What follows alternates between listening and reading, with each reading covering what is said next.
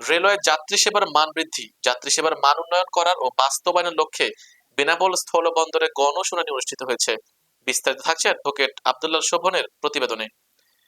বেনাপোলের ইতিহাসে প্রথমবারের মতো রেলওয়ের পাকশি বিভাগের পক্ষ থেকে এই গণশুনানির আয়োজন করা হয়। রেলওয়ে পাকশি বিভাগীয় ব্যবস্থাপক মীর লিয়াকত শরীফ খান প্রধান অতিথির বক্তব্যে বলেন, বিনা টিকিটে এবং নিরাপত্তার স্বার্থে ট্রেনের ছাদে, বাফারে ও গার্ড ব্রেকে না ওঠার পরামর্শ দিয়ে গণশুনানির প্রধান অতিথি মীর লিয়াকত শরীফ বলেন, স্টেশন ও ট্রেনে ধূমপান নিষিদ্ধ, যত্রতত্র ময়লা আবর্জনা ফেলানো বন্ধ করা হয়েছে এবং দুর্ঘটনা এড়াতে ও ছিনতাই থেকে রক্ষা পেতে চলন্ত ট্রেনে মোবাইলের ছবি বা ভিডিও ধারণ করে বিরত থাকা প্রতিটি সচেতন ট্রেন যাত্রীর নাগরিক দায়িত্ব। বেনাপোল রেলওয়ে স্টেশনে নবাগত স্টেশন মাস্টার আইনাল হাসানের সভাপতিত্বে ট্রেন চালু সহ বিভিন্ন দাবি নিয়ে গণশুনানি হয়।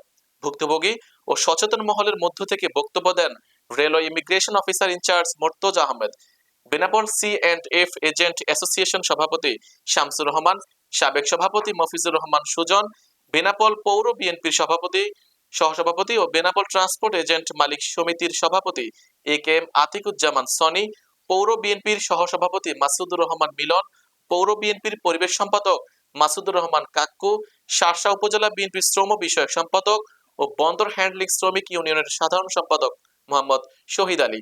রাজশাহী, খুলনা, ঈশ্বরদী, ঢাকাগামী আন্তনগর ট্রেন চালু, ঈশ্বরদী বাইপাস স্টেশনে বুড়িমারি ও পঞ্চগড় সহ 6টি ট্রেনের স্টপেজের দাবি সহ 18টি দাবি জরুরিভাবে বাস্তবায়নের জন্য রেলপথ মন্ত্রণালয়ের উপদেষ্টা বরাবর পৃথক স্মারকলিপি প্রদান করেন।